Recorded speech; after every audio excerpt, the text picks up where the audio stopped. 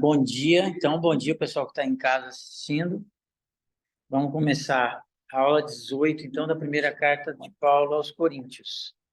Nós vamos ter que ir bem devagar daqui para frente, porque tem algumas coisas que a gente precisa ver com bastante calma, tá? Primeira coisa que eu queria dizer é o seguinte, nós vamos entrar agora dentro de uma nova sessão. A primeira sessão que a gente estudou veio até o capítulo 6, versículo 20. Veio até o capítulo 6, versículo 20. Estou gravando. Até o capítulo 6, versículo 20, em que ele está tratando daquilo que Paulo respondeu aos coríntios, baseado na informação que ele recebeu às pessoas da casa de Clói.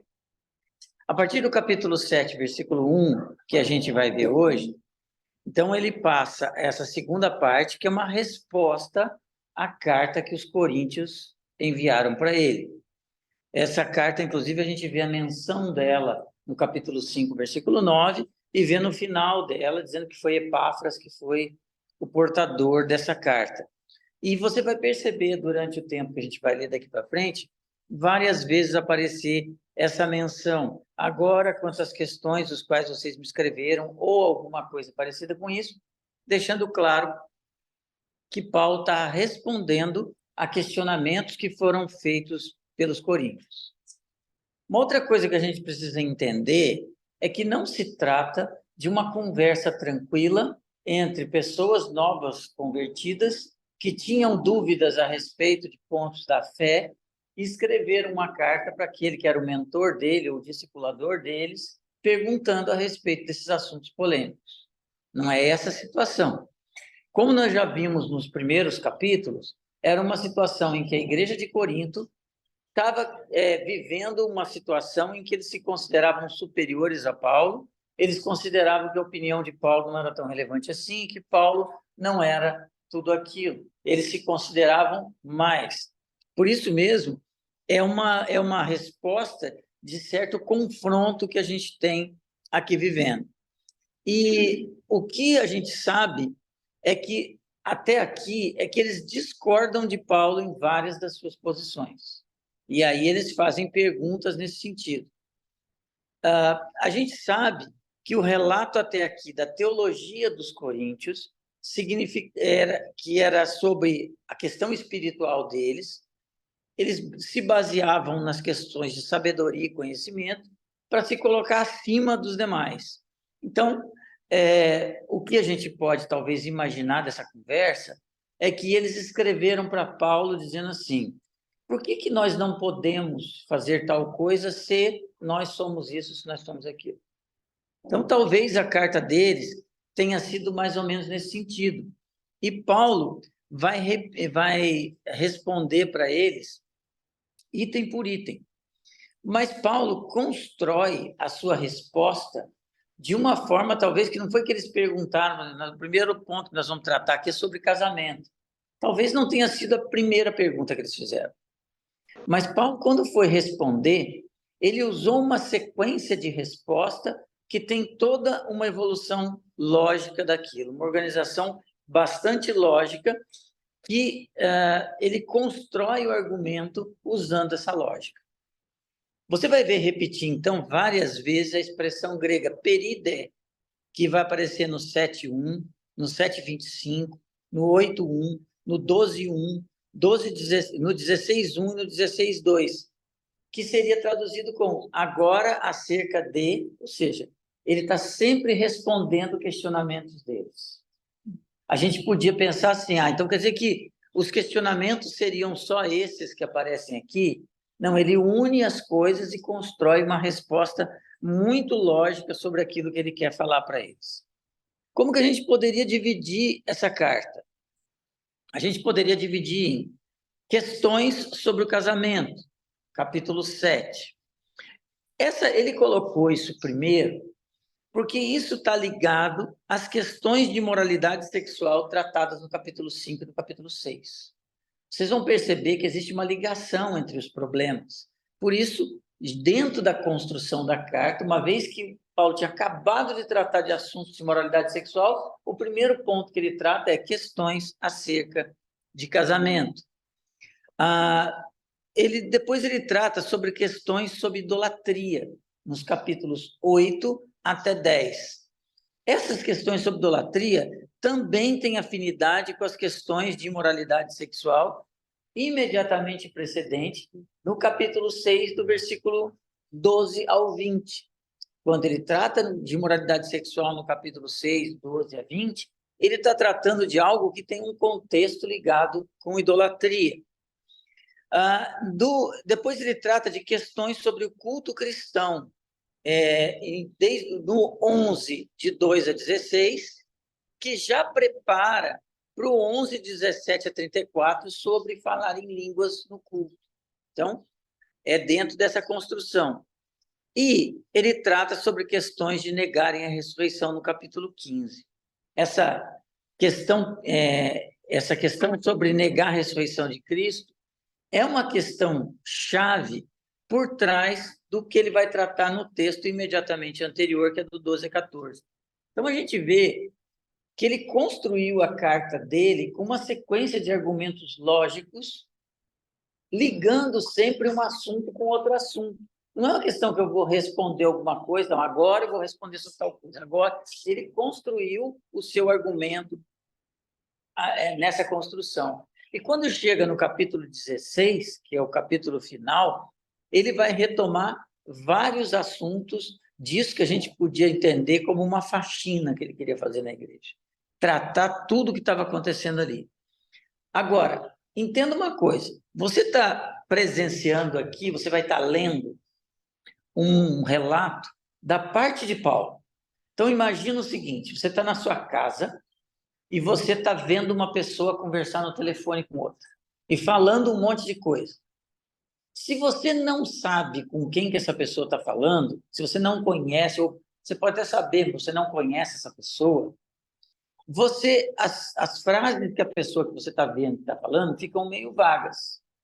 Mas se você conhece bem a pessoa que está do outro lado da linha, você consegue entender por que a pessoa está falando determinadas coisas aqui. Você conhece muito bem do assunto. E aí eu respondo alguma coisa e falo, já sei, o Adilson está falando isso porque essa pessoa deve ter dito isso. É mais ou menos o que a gente está vendo aqui. A gente está vendo as respostas de Paulo, mas a gente não tem as perguntas dos coríntios. No entanto, se a gente se lembra daquilo que a gente viu do capítulo 1 até o capítulo 6, da questão da maneira como os coríntios se achavam superiores, da maneira como os coríntios achavam que a questão da carne e do espírito, que eles eram muito espirituais e o que eles faziam na carne não tinha problema nenhum. A gente consegue, talvez, imaginar por que Paulo está respondendo, quais teriam sido as perguntas que eles fizeram, tá? Agora, o que leva também a gente ter muita cautela na interpretação. Por isso, você pode ler ou ver muitas interpretações a respeito daquilo que a gente vai tratar a partir do capítulo 7 de 1 Coríntios. Mas a gente vai ter que ter o cuidado aqui de somente poder considerar coisas que estejam ligadas no contexto.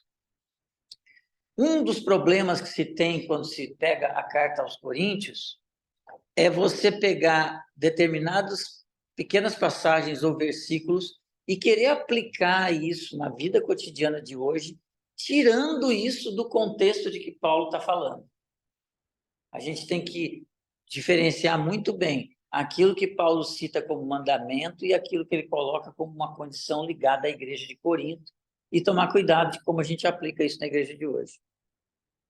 Eu estava assistindo uma aula com a Cássia um dia, e tem um pastor que a gente assiste bastante, que vem até aqui em novembro, aqui na nossa igreja, que ele falou que, perguntaram para ele quando ele ia dar aula de 1 Coríntios, ele falou, nossa, nem quero, porque é muito difícil, precisa preparar demais, não sei o quê.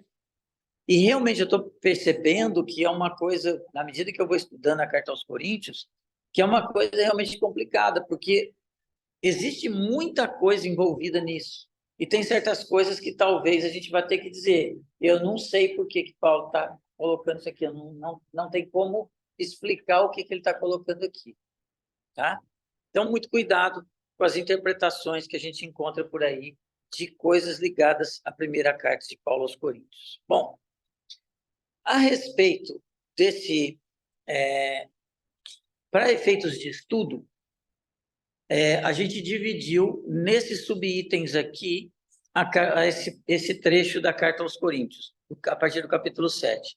Então, do 1 ao 40, seria casamento e assuntos correlatos. Do 8:1 ao 11:1, comidas santificadas a ídolos. Esses são os títulos que a gente vai estar dando. Mulheres e homens no culto, 11, de 12 a 16. Abuso contra a ceia do Senhor, 11, do 17 a 34. Sobre os dons do Espírito e ser povo do Espírito, do 12:1 ao 14:40. A ressurreição dos crentes, 15, do 1 ao 58. Sobre a coleta, 16, de 1 a 11. E sobre a vinda de Apolo, 16, 12. Tá? Então, essas seriam as divisões que nós daríamos aqui. Hoje, a gente vai estar vendo uma parte dentro desse contexto. Como é muito complexo, nós vamos subdividir a subdivisão. Então, o primeiro item que a gente vai estar tratando nas próximas 4 semanas é só sobre isso aqui, casamentos e assuntos correlatos. Então, isso vai do capítulo 1, do capítulo 7, do versículo 1 ao versículo 40. Tá? Paulo trata nessa passagem de 2 grandes blocos, 2 grandes assuntos, tá? Que têm relação entre si e estão ligadas com aquilo que ele tratou no contexto imediatamente anterior, que é o capítulo 6, do 12 ao 20, que é aquela questão de imoralidade de pessoas da igreja estar tendo relações sexuais com prostitutas. Então, o que ele vai tratar daqui para frente está ligado exatamente com isso. As 2 questões tratam de questões ligadas ao casamento. Então, ele vai tratar sobre relações sexuais, divórcio, segundo casamento, do próprio casamento entre si. E para a gente poder compreender bem o que está envolvido nisso, qual que é a ligação que tem entre os temas que ele vai trabalhar no capítulo 7, nós temos que ter em mente sempre o seguinte: o que está por trás disso, a ideia central de Paulo nisso é cada um permaneça em sua condição. Essa é a ideia de Paulo. Cada um permaneça em sua condição ou em seu chamado e não procurem mudar essa condição. É isso que vai estar por trás de tudo que ele vai tratar aqui, para você não fazer grandes confusões. Isso mostra que os 2 grandes assuntos, tá? São do versículo 1 até o 16, que diz que aqueles que são casados ou que antes tinham sido casados, mas cujo casamento se rompeu pela morte do cônjuge, que eles permaneçam na condição em que eles estão.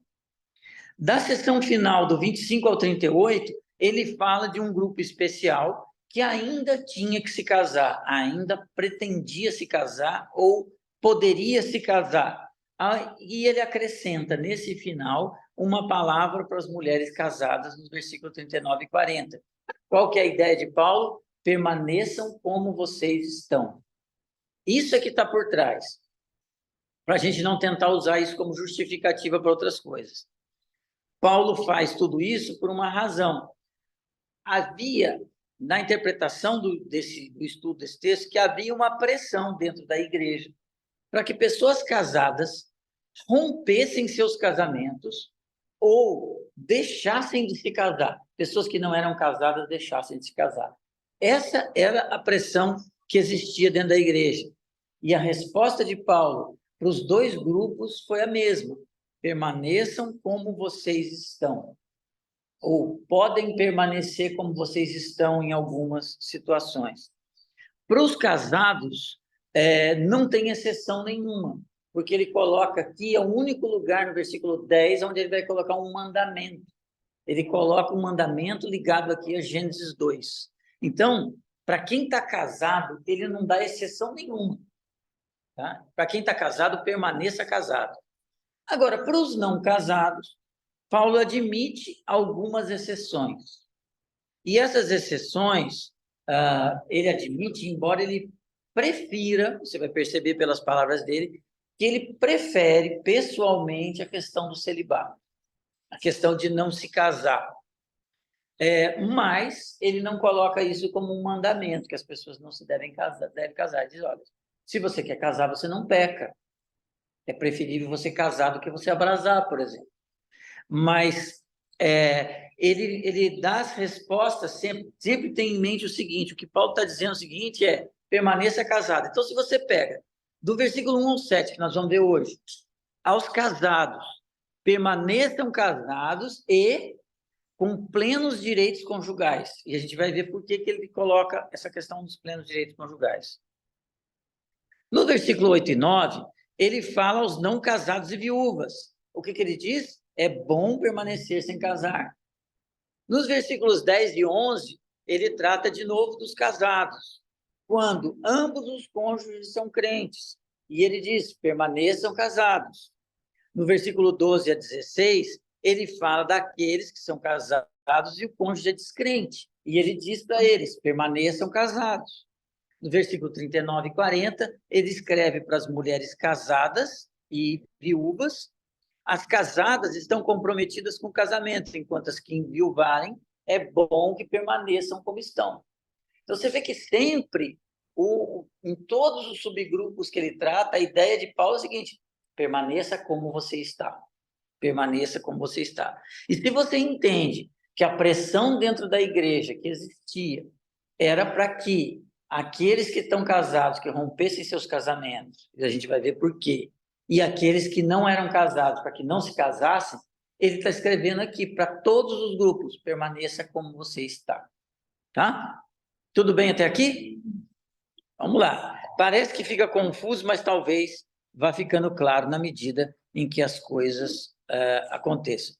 Qual era, então, a posição dos coríntios que Paulo está tendo que escrever isso? Com certeza, a posição dos coríntios não estava ligada simplesmente ao fato de casar ou deixar de casar. Não era essa a questão. Em vez disso, a posição deles é aquilo que parece ser uma citação de Paulo, já no versículo 1, onde ele começa todo o seu argumento. Porque ele diz o seguinte, é bom que o homem não tenha relações sexuais com a mulher, ou é bom que o homem não toque em mulher, em algumas versões. Tudo gira em torno disso. Não é a questão de casar ou não casar. O problema dos coríntios está ligado com relações sexuais. E a gente percebe uma insistência de Paulo no versículo 28, quando ele diz que a virgem que se casa não pecou. Então, e ele também fala isso no versículo 36. O que os coríntios pensavam? E estavam fazendo pressão para que algumas pessoas casadas rompessem o casamento, era essa questão ligada à relação sexual. Lembra que a gente tratou no capítulo anterior que os coríntios se achavam espirituais, que eles já tinham chegado lá na questão espiritual, e isso vai envolver um monte de coisa que tinha em Corinto, questões de línguas, questões de várias coisas que tinham estar ligado com isso. Eles se achavam espirituais demais, e eles entendiam que, por isso, eles já tinham quase que tudo aquilo que a gente entende como uma escatologia, as coisas que virão, a nossa ressurreição em Cristo, a nossa vida num corpo transformado, isso já tinha acontecido com eles. Isso levava a dois problemas. Uns entendiam o seguinte, o que eu faço na carne não pode mais ser pecado para mim, porque eu já sou extremamente espiritual, a carne vai ser destruída, então isso não importa. Outros entendiam o seguinte, se eu estou tão espiritual assim, essas coisas da carne fazem parte do meu passado, então eu não preciso disso. Imagina o que isso acontecia dentro de um casamento entre um crente e um não crente. Imagina uma mulher crente entendendo o seguinte, relações sexuais fazem parte da minha vida na carne. Eu já morri para isso, eu já sou espiritual. Então, imagina o que isso provocava dentro do casamento. Ou mesmo num casamento entre crentes, que um entendia dessa forma, outro não. Isso começou a provocar. Então, o problema deles estava dentro dessa questão do que a gente chama de escatologia realizada. E por que eles pensavam assim? Lembra que nas 2 semanas passadas, eu disse para vocês que os coríntios eram muito influenciados pelo pensamento grego. Eles eram, na sua maioria, gregos. E o pensamento grego era um pensamento influenciado por Platão, que separava corpo de espírito. Então, o que era carne não prestava, era mal, o que era espírito era bom. Então, para eles, se eles eram super espirituais, a carne acabou, ia ser destruída mesmo. Por isso, aquela questão da comida para o estômago, que a gente tratou na semana passada. Então, essa era a questão da escatologia deles realizada. Então, como espirituais, eles se achavam acima da existência terrena de todos os outros. Essa era a maneira como eles enxergavam. O casamento, para alguns desses coríntios, fazia parte, então, dessa era. E, portanto, essa era está acabando. Na visão deles, o casamento também está acabando. Eles se defendiam, então, essa abstinência sexual de uma forma que não era uma questão de defender o celibato, como Paulo coloca.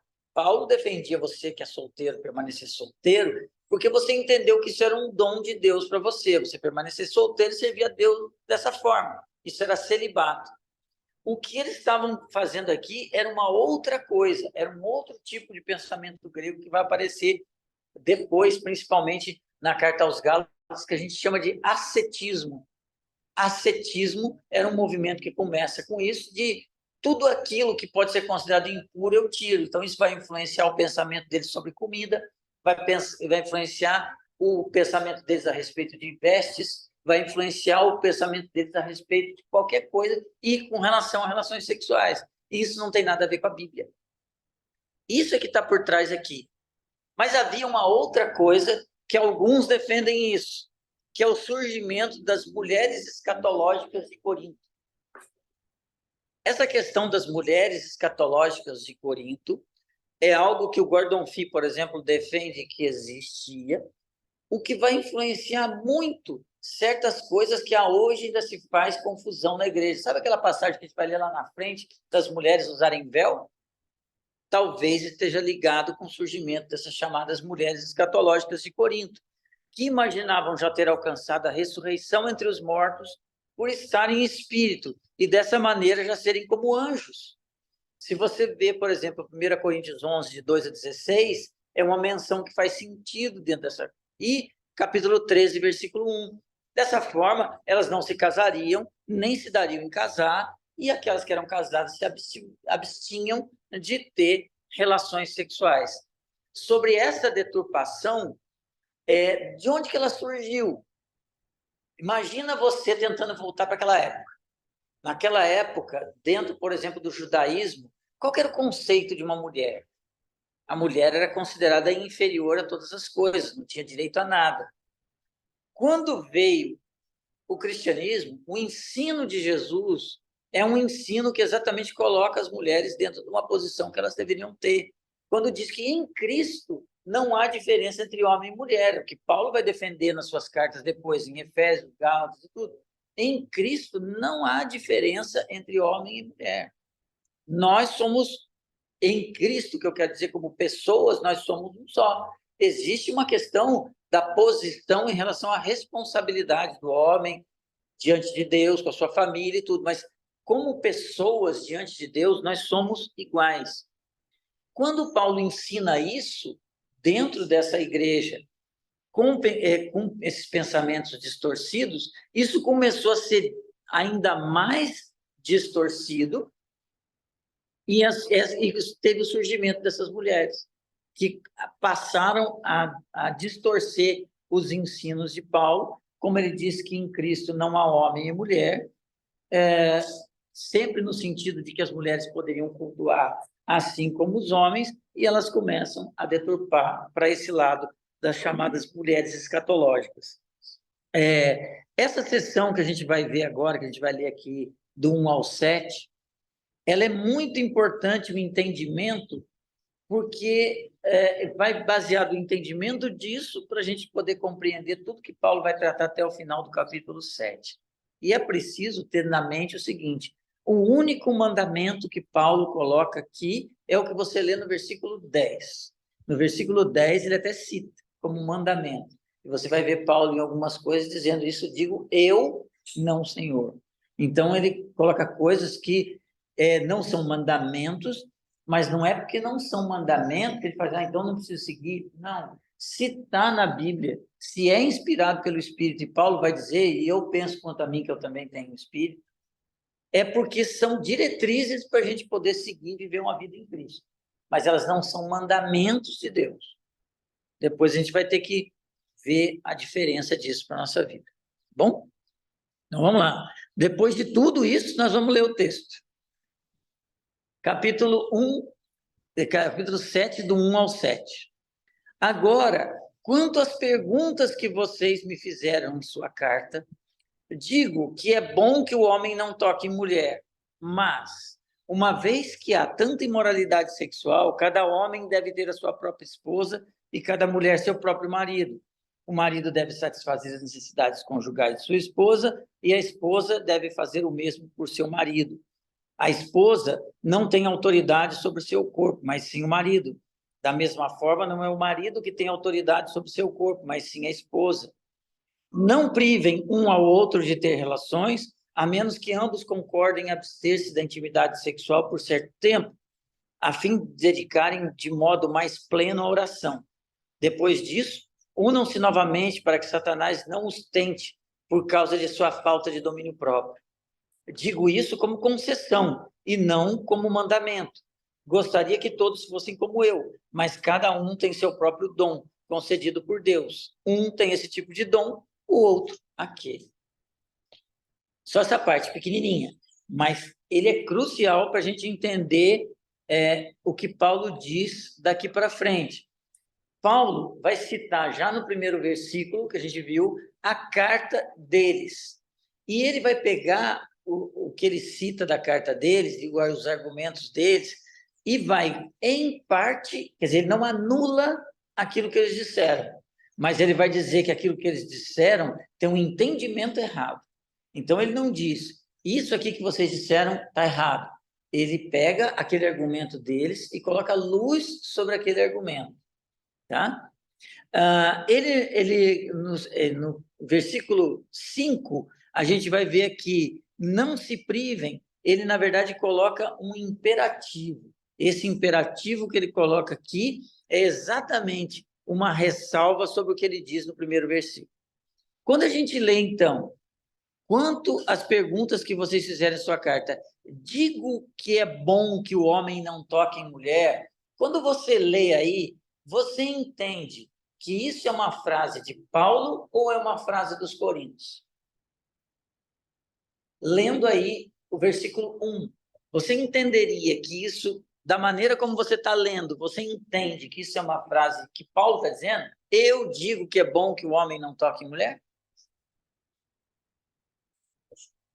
Eu acho que Então, mas se você lê isoladamente, talvez você até hoje tenha lido isso e tenha pensado que era uma situação em que Paulo estava dizendo.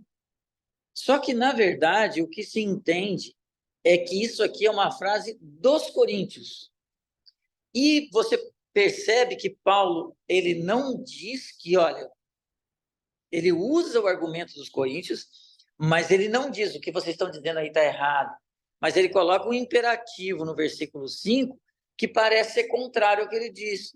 Porque ele diz, não privem um ao outro de ter relações sexuais, o que parece ser, poxa, como que ele diz lá em cima que é bom que o homem não toque em mulher, depois ele diz lá embaixo que não privem um ao outro de ter relações sexuais? Por que essa contradição? Porque, na verdade, o que ele está dizendo no versículo 1 não é frase dele. Ele tirou isso para poder responder aquilo que eles disseram.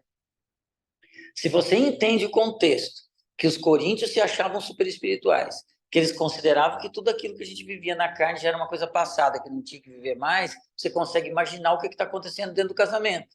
Então, você já consegue imaginar aquilo que eu falei para vocês da conversa no telefone. Sabendo como os coríntios pensam, a gente já imagina o que eles perguntaram para Paulo nas questões que eles fizeram. Indo de versículo por versículo, então.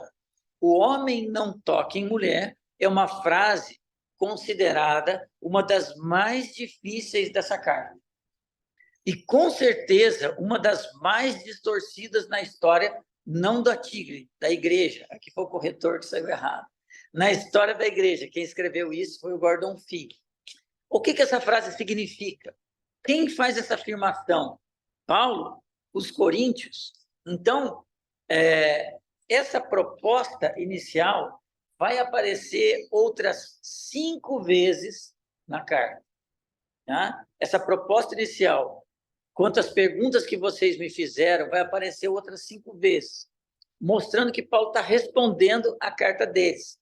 Tocar em mulher, que você pode ver em algumas versões, na NVI já está escrito claramente ter relações sexuais, mas toque em mulher é um sinônimo, é uma expressão usada para ter relações sexuais, e o mais provável é que procedia dos coríntios, que defendiam esse ideal de ascetismo e não de celibato.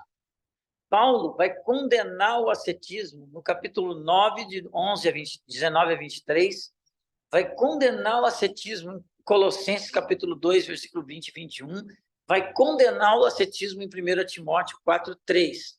E ele, em Efésios, capítulo 5, de 25 a 33, ele adota uma posição favorável ao casamento. Então, você consegue entender que seria impossível dizer que Paulo diria isso aqui? Digo a vocês que é bom que o homem não toque em mulher. Porque isso seria contrário à própria posição que Paulo defende em todas as outras cartas dele. Ascetismo é aquilo que tudo que diz respeito à vida de carne eu rejeito. Então, eu tenho que viver uma vida, um mosteiro. Eu tenho que viver sem relações sexuais, eu tenho que viver não podendo comer isso, não podendo comer aquilo, que é o que ele vai tratar com eles. Você consegue entender agora por que ele trata da questão da carne depois de comida? Porque tem ligação com isso aqui também. Tem ligação com idolatria, mas tem ligação com isso aqui também. Então, o que poderia parafrasear a situação dos coríntios seria o seguinte: eles poderiam ter escrito para Paulo, lembra da conversa no telefone? Se a gente fosse imaginar o que eles falaram para Paulo, eles poderiam ter dito assim, ó: uma vez que você mesmo, Paulo, não é casado, tá? Já começava o argumento assim. Por isso que Paulo faz uma referência a ele mesmo. Porque provavelmente eles falaram dele. Você está falando, mas você não é casado. Então, eles disseram, poderiam ter dito assim: uma vez que você mesmo não é casado e não está procurando casamento, e visto que você denunciou que existe impureza, porneia, na carta que você enviou para a gente, não é então o caso de uma pessoa estar melhor, em melhor situação, se ficar sem nenhuma relação sexual? Afinal, na nova era em que já entramos pelo Espírito, que é assim que eles se entendiam, não há nem casar, nem dar em casamento. Por que não deveríamos agora ser como anjos? Porque ele vai fazer referência a anjos depois.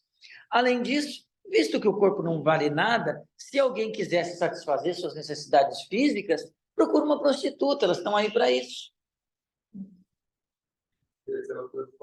Provavelmente, quer dizer, se a gente fosse imaginar o que eles escreveram para Paulo, seria coerente imaginar que eles teriam escrito alguma coisa assim. Entendeu? Se eles entendiam que ter relações com prostitutas, que a gente viu no capítulo anterior, não era problema, porque isso era da carne, a carne dizia: bom, você não precisa casar, você vai viver uma vida agora no espírito e tal. E se você estiver muito necessitado, tem a prostituta aí para isso, acabou. Entendeu? É mais ou menos a ideia que estava ali. Por isso é que Paulo vai corrigir a visão deles aqui. E aí a gente vê no versículo 2: mas, uma vez que há tanta imoralidade sexual, cada homem deve ter a sua própria esposa e cada mulher seu próprio marido. Aqui tem um outro problema, porque quando a gente lê o versículo 1 e a gente vê esse mas no versículo 2, a impressão que a gente tem é que esse mas está ligando, uma vez que se trata de moralidade sexual, com o que está escrito no versículo 1. É bom que o homem não toque mulher, mas, pela imoralidade sexual, cada um deve ter sua mulher, seu marido. Beleza? Não é isso que vocês entendem? Sim, é isso, mas não é só isso. Porque se você entender só dessa maneira, o resto fica sem sentido. A interpretação tradicional, que veio durante algum tempo na igreja, é que isso era apenas, esse mas era apenas uma conciliação entre a necessidade de casamento por causa da imoralidade. Mas, na verdade, isso é uma ressalva que está falando de uma série de outras coisas que Paulo vai colocar aqui entre o versículo 2 e o versículo 4. Então, o que ele está dizendo? Mas, uma vez que há tanta imoralidade sexual, Cada homem deve ter a sua própria esposa e cada mulher seu próprio marido, no versículo 2, certo? Perceba, primeiro homem, depois mulher, ok? Agora, olha o versículo 3, tá? Você vai ver que cada marido deve dar à esposa o que lhe é devido, da mesma maneira, a esposa a seu marido. Então, agora ele coloca, de novo, marido, mulher. Então, primeiro foi homem, mulher, marido, marido e esposa. E aí ele coloca depois, no versículo 4, a mulher não tem autoridade sobre o seu próprio corpo, mas seu marido tem. Da mesma maneira, o marido não tem autoridade sobre o seu próprio corpo, mas a esposa tem. Isso aqui é o que a gente chama, em estudo bíblico, de quiasma.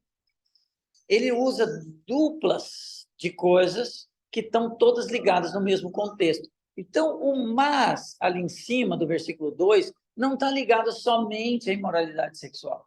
Não é essa justificativa que ele está dando para o casamento. Essa é uma das justificativas. Mas as justificativas todas que estão aqui embaixo estão envolvendo isso. Todas elas ligadas sempre ao mesmo ponto.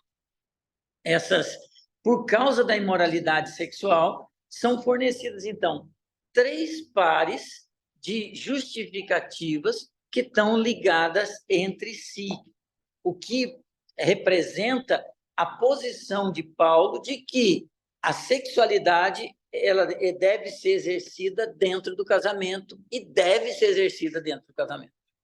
É isso que ele está defendendo aqui. É isso que ele está colocando, tá? Tudo bem? Então, o mas rege do versículo 2 ao versículo 4, não só o versículo 2. Tá? Aí a gente olha, então, o versículo 3. O marido deve satisfazer as necessidades conjugais de sua esposa e a esposa deve fazer o mesmo para com seu marido. A esposa não tem autoridade sobre o seu próprio corpo, mas sim o marido, da mesma forma que o marido não tem autoridade sobre o corpo, mas sim a esposa.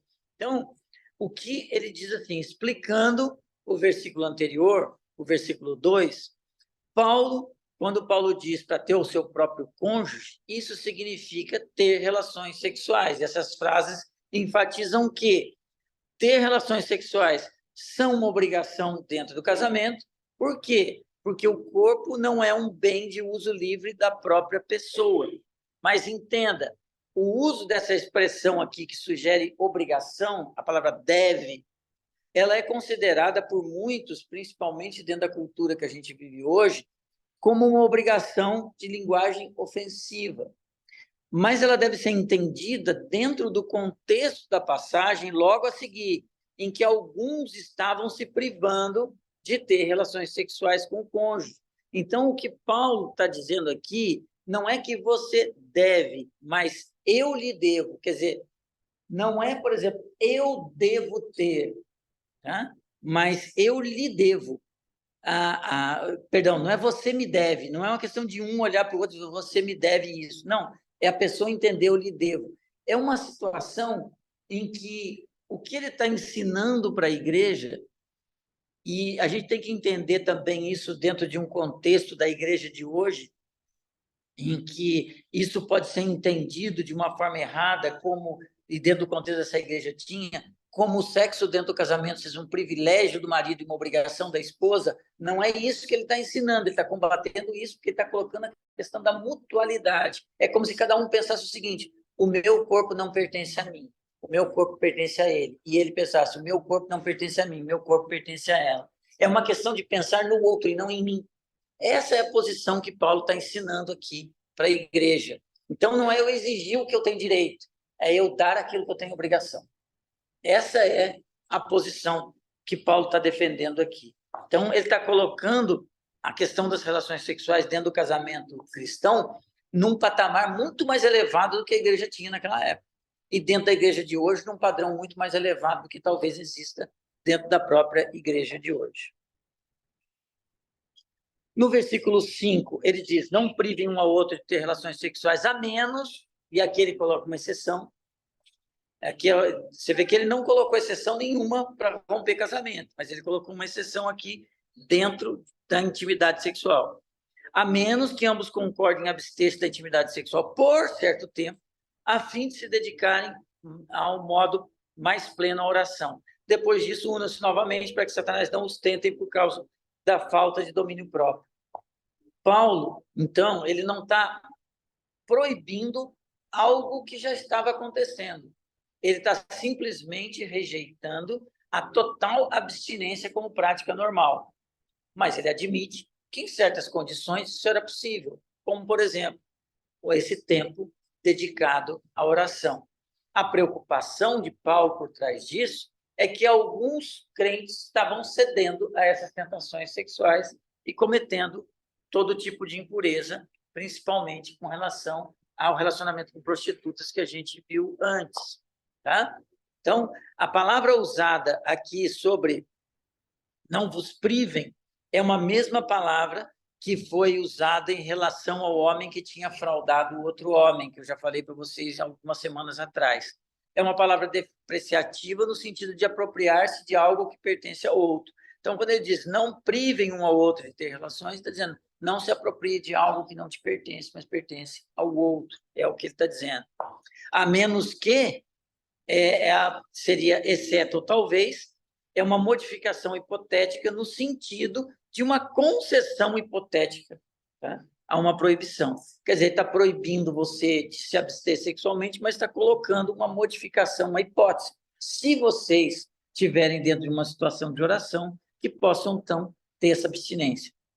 Se você lembra que o contexto de Corinto era que estava havendo prostituição, o que estava acontecendo aqui? As pessoas estavam deixando de ter a intimidade dentro do casamento e algumas pessoas estavam buscando relacionamentos com prostitutas, e isso é que Paulo está combatendo. Isso é que está por trás de todo o argumento que ele está dando aqui, a impureza. Por isso que ele está tratando disso que está acontecendo na igreja. E para que vocês se dediquem à oração, está ligada à concessão e não à proibição. Então, para que vocês se dediquem à oração, não está ligada com a proibição de não ter, porque alguém podia entender o seguinte: então você está dizendo o seguinte, se for para orar, eu posso não ter intimidade. Não é isso que ele está dizendo. Ele está dizendo por um certo tempo, até para que vocês não sejam tentados. O versículo 6, digo isso como concessão, não como mandamento, é um versículo de muita discussão quando relacionado aos versículos anteriores. Tá? O que tem levado alguns a defenderem que esse versículo está ligado ao versículo seguinte, que a gente vai tratar no versículo 7. Como todo esse parágrafo que está aqui, o sentido das palavras está ligado ao contexto imediato.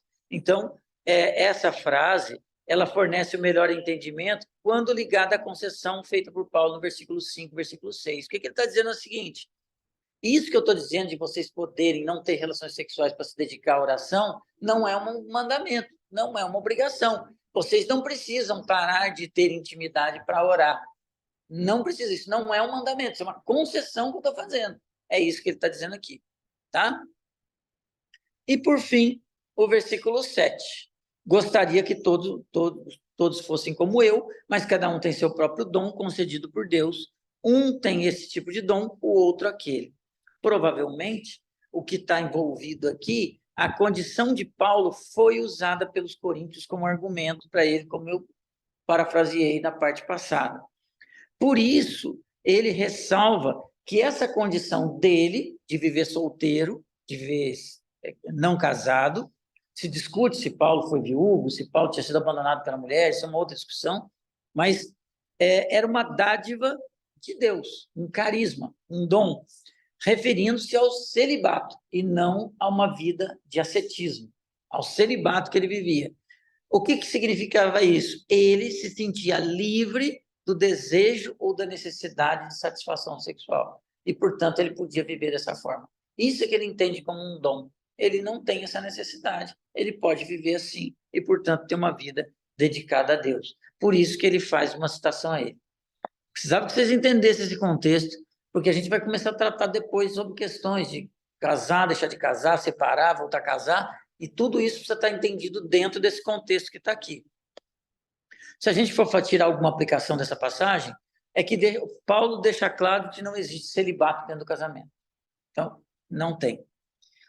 Tanto o casamento quanto o celibato são dons. Então, e apesar da sua preferência pessoal, isso não te leva a uma espiritualidade superior. O chamado que você tenha, quem é solteiro, então, é superior a quem é casado espiritualmente? Não. Quem é casado é superior a quem é solteiro? Não. Tá? Não existe essa superioridade, essa espiritualidade superior por ser casado ou não ser casado. Há de se ter em mente o uso errado da sexualidade dentro do casamento nos dias de hoje, às vezes como forma de manipulação. E Paulo está combatendo isso aqui de forma...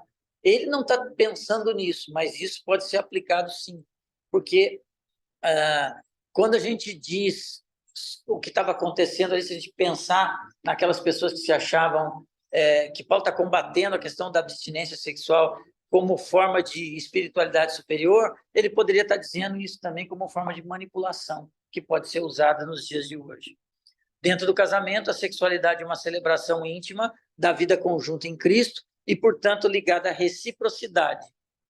Qualquer deturpação nesse sentido seria o mesmo que fraudar um ao outro. Então, o exigir algo, né, pensando em mim, isso é uma deturpação do ensino bíblico. Eu devo estar sempre pensando no outro e não em mim mesmo. Claro que a gente sabe que se um pensar no outro, a coisa se completa.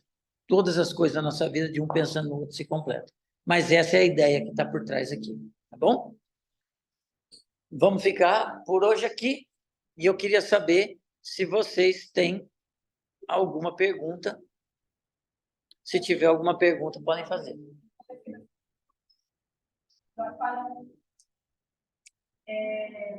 Falava com solteiro